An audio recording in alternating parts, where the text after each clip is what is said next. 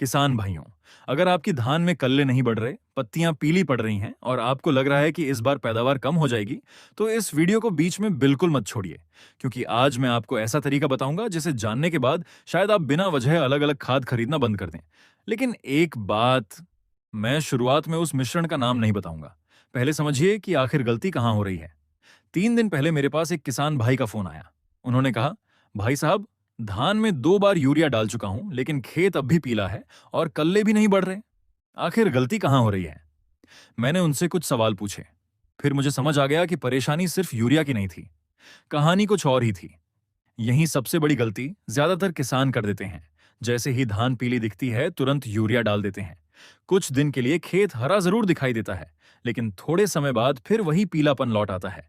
कभी सोचा है ऐसा क्यों होता है?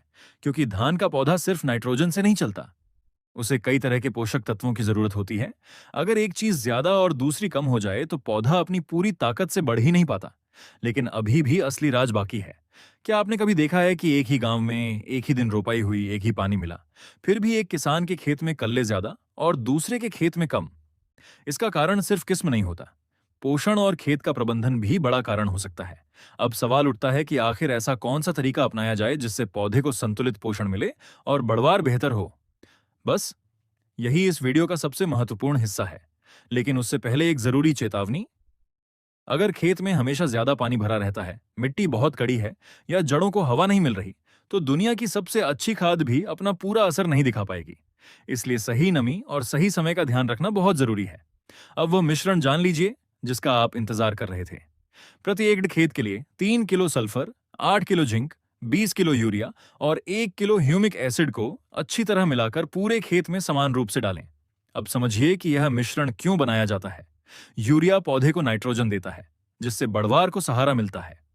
जिंक नई बढ़वार और विकास के लिए जरूरी सूक्ष्म पोषक तत्व है।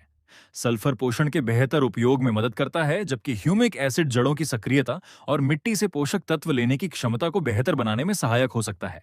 अगर आपके खेत में पोषक तत्वों की कमी है और बाकी खेती का प्रबंधन सही है, तो यह मिश्रण धान की बढ़वार और कल्ले बनने में मदद कर सकता है। अब मेरी आपसे एक छोटी सी रिक्वेस्ट है। कमेंट में जरूर बताइए कि आपकी धान अभी कितने दिन की है और सबसे बड़ी समस्या क्या है, पीलापन, कम कल्ले या फिर बढ़वार रुक जाना। मैं कोशिश करूंगा कि आपकी समस्या पर अगली वीडियो बनाऊं। अगर वीडियो से कुछ नया सीखने को मिला हो तो इसे अपने किसान भाइयों तक जरूर शेयर करें। हो सकता है आपकी एक शेयर किसी किसान की फसल बचा दे। मिलते हैं अगली वीडियो में। तब तक के लिए जय जवान, जय किसान।